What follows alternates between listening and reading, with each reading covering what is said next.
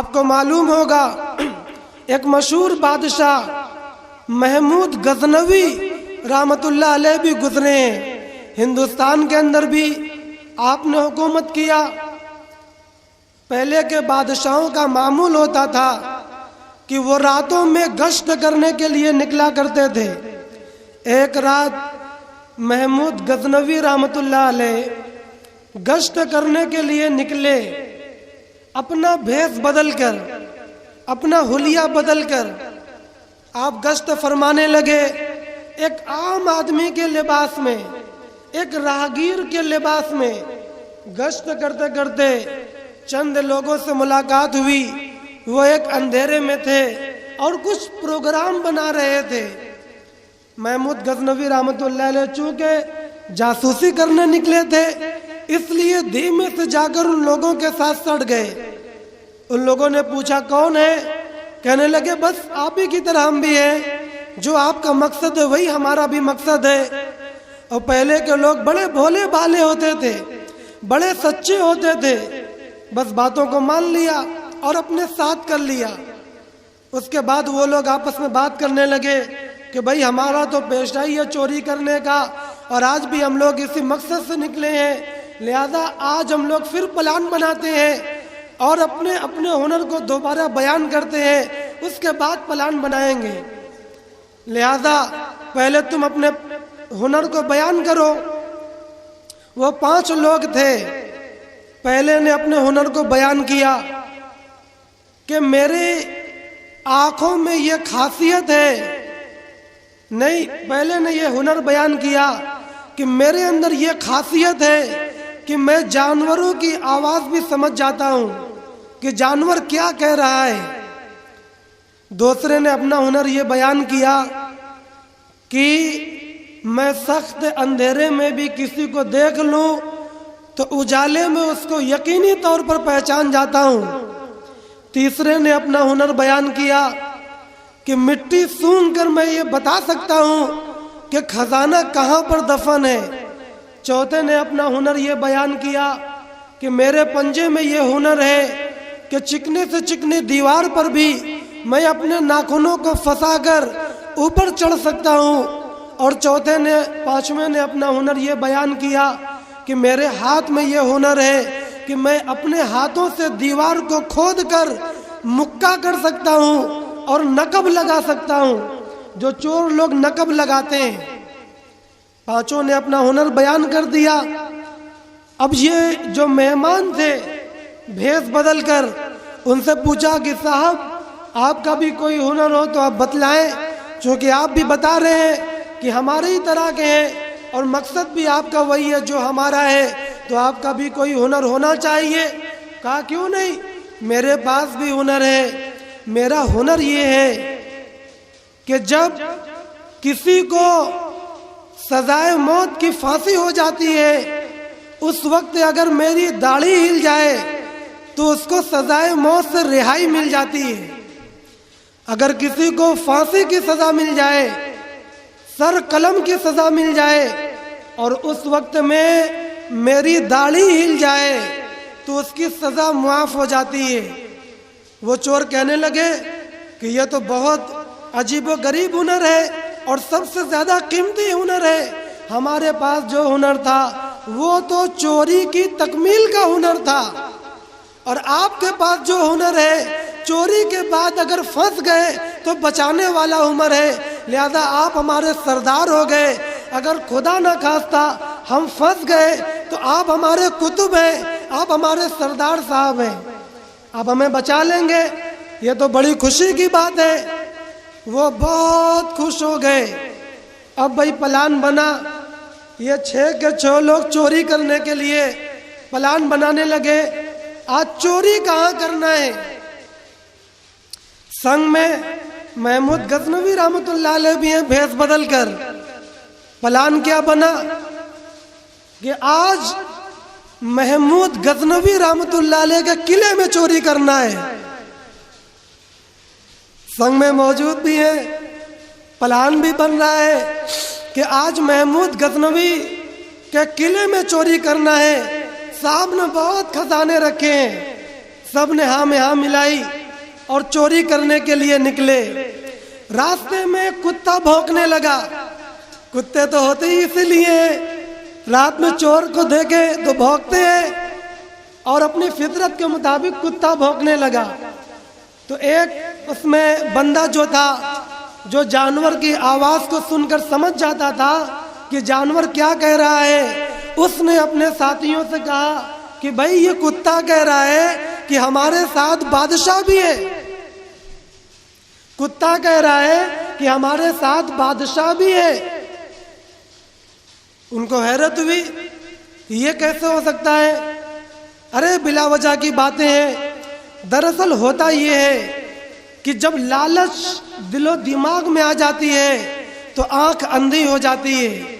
لالچ کی وجہ سے آدمی بے ایمانی کرتا ہے، لالچ کی وجہ سے آدمی جوا کھیلتا ہے، لالچ کی وجہ سے آدمی حرام کماتا ہے، لالچ کی وجہ سے آدمی اپنے معصوم بچوں کو حرام کھلا دیتا ہے، اور لالچ کی وجہ سے آدمی اپنی جان بھی گنوا دیتا ہے۔ تو لالچ کی وجہ سے ان کی آنکھوں پر پٹی بندھ گئی، کہنے لگے میاں چھوڑو، بادشاہ آرام کر رہا ہوگا، ہم یہ 6 ساتھی ایک دوسرے کو پہچانتے ہیں، بھلا اس میں بادشاہ کون ہے؟ اور انہوں نے اس کا کوئی نوٹس نہیں لیا، آگے بڑھنے لگے۔ قلعہ آ گیا جس کے بازو میں یہ طاقت تھی کہ وہ چکنی دیواروں پر بھی چڑھ سکتا تھا، وہ اپنے بازو سے چکنی دیوار پر چڑھ گیا اور اوپر جا کر رسی لٹکا دیا۔ باقی ساتھی بھی اوپر آ گئے۔ پھر قلعے کے اندر اترنے کے بعد ایک ساتھی وہ بھی تھا جو مٹی سونگھ کر بتاتا تھا کہ خزانہ کہاں پر دفن ہے۔ اس نے مٹی کو سونگھ لیا اور بتلا دیا کہ خزانہ فلاں جگہ پر ہے۔ وہ سب آگے بڑھے۔ اب اس ساتھی کا نمبر آیا جو اپنے ہاتھوں سے مکہ کر دیا کرتا تھا۔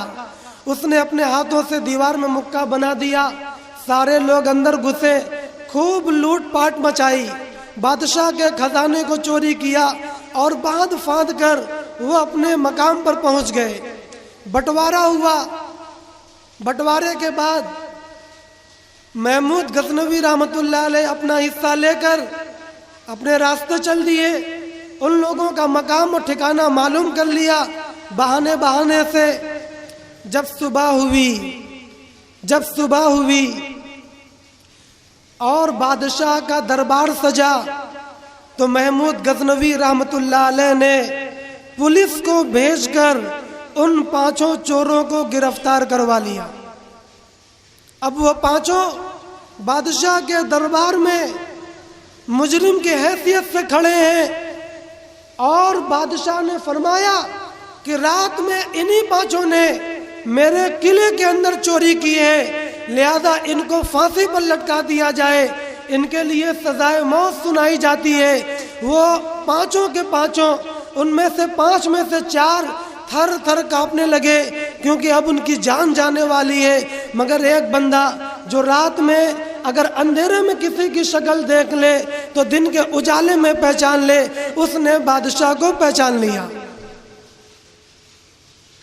پہچان گیا کہ رات میں جو 6واں تھا وہ بادشاہ عالی جناب تھے، لہذا 4 تو کانپ رہے ہیں، مگر یہ بندہ یہ کانپ نہیں رہا ہے، کچھ خوف اس کے اوپر بھی ہے، مگر اس کو کچھ امید بھی ہے۔ جب پھانسی کی سزا سنائی جا چکی تو اس بندے نے کہا کہ اگر سرکار اجازت دے اور جان بخشی جائے تو میں کچھ عرض کرنا چاہتا ہوں۔ بادشاہ سلامت سے اجازت مطلوب ہے۔ بادشاہ نے اجازت دیا تو یہ بندہ کہنے لگا کہ سرکار عالی جناب، ہم لوگوں نے اپنا مجرمانہ ہنر دکھلا دیا، ہم لوگوں نے اپنا مجرمانہ ہنر دکھلا دیا، اب آپ سے آپ کا خسروانہ ہنر دیکھنا چاہتے ہیں۔ یعنی کہنا یہ چاہ رہا تھا کہ آپ ہمارے ساتھ میں تھے اور آپ نے اپنا ہنر بتایا تھا کہ اگر آپ کی داڑھی ہل جائے تو جان بخش دی جاتی ہے۔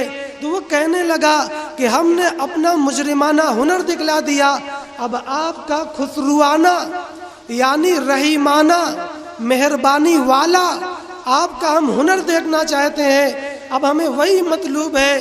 لہذا بادشاہ عالی آپ اپنا ہنر بھی ہمیں دکھلا دیں۔ بادشاہ کو بڑی غیرت آئی کہ رات میں نے ان کو اپنا ہنر بتلایا تھا اور چوری میں ان سے عہد و پیمان ہوئے تھے، اب میں ان کے ساتھ کسی طریقے کی بدعہدی کروں تو یہ میرے لیے بڑی غیرت کی بات ہے، بڑی شرم کی بات ہے۔ لہذا بادشاہ نے اپنی زبان ہلائی اور ان کی بخشش ہو گئی۔ لہذا بادشاہ کی داڑھی ہلی، وہ کچھ بولے اور ان پانچوں کی جان بخش دی گئی۔ جان کیوں بخش دی گئی؟ کیونکہ اس میں ایک بندہ ایسا تھا جس کی نگاہ کچھ پہچان رہی تھی، وہ پہچان رہی تھی، اس نے پہچان لیا اور پہچاننے کے بعد رحم کی بھیک مانگ لیا اور وعدہ یاد کرا دیا، اگر وہ بھی نہ پہچانتا تو ان کے لیے سزا متعین تھی، مگر ایک نگاہ پہچاننے والی تھی، اس نے بادشاہ کی بادشاہی کو پہچانا تو سب کی جان بخش دی گئی۔ میں کہنا یہی چاہتا ہوں کہ میرے دوستوں، اللہ تبارک و تعالیٰ کی بڑائی کو پہچاننے والی نگاہ بنانے کی ضرورت ہے۔ اگر ہم نے وہ نگاہ بنایا، اگر ہم نے وہ دل بنایا، اگر ہم نے وہ بصیرت بنائی، اگر ہم نے وہ نفس بنایا، اگر ہم نے وہ روح بنایا اور دنیا کے اندر اپنے رب کو پہچانا اور اپنے رب سے مانگا تو رب عطا فرما دیں گے۔ اور اگر دنیا کے یہ ناز و نعمت میں رہنے کی وجہ سے اور دنیا کو ترجیح دینے کی وجہ سے ہم غلطی کر گئے تو ہماری جانیں پھنس جائیں گی، اور وہ دن آ جائے گا جب کوئی معافی نہیں ہوگی، کوئی سنوائی نہیں ہوگی، وہ صرف اور صرف بدلے کا دن ہوگا، اس دن عمل کا وقت باقی نہیں ہوگا۔ لہذا پہچاننے والی نگاہ کی ضرورت ہے۔